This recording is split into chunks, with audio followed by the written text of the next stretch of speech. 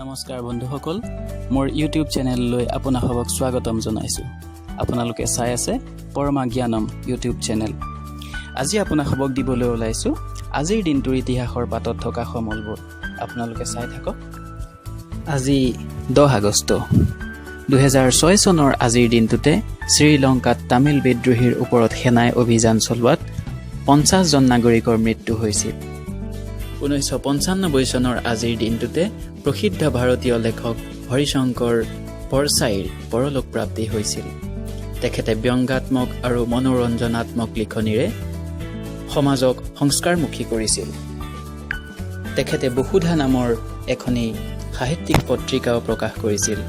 তেখেতে সাহিত্য একাডেমী, শিক্ষা সন্মান, জবলপুৰ বিশ্ববিদ্যালয়ৰ পৰা দি লিট উপাধি আৰু শৰৎ ঘোষী সন্মানেৰে সন্মানিত কৰা হৈছিল। 1980 চনৰ আজিৰ দিনটোতে ভাৰতৰ প্ৰথম মহিলা সংগীতকাৰ সৰস্বতী দেৱীৰ মৃত্যু হৈছিল।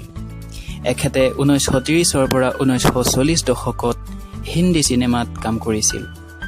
তেখেতে জীৱন নেৱা, অচ্যুত কন্যা, বন্ধন, নয়া সংসাৰ, প্ৰাৰ্থনা, ভক্তৰে দাস, পৃথ্বী বল্লভ, খানদানী, নকলি হীৰা, উষাহৰণ আদি চিনেমাত সংগীত প্ৰদান কৰিছিল।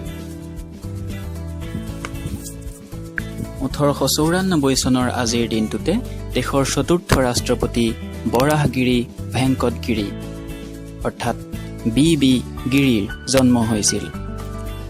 তেওঁ উত্তৰ প্ৰদেশ, কেৰালা আদি ৰাজ্যত ৰাজ্যপাল নিযুক্ত হোৱাৰ পিছত জাকিৰ হুছেইন ৰাষ্ট্ৰপতি হৈ থকাৰ সময়ত তেওঁ উপৰাষ্ট্ৰপতি নিযুক্ত হৈছিল।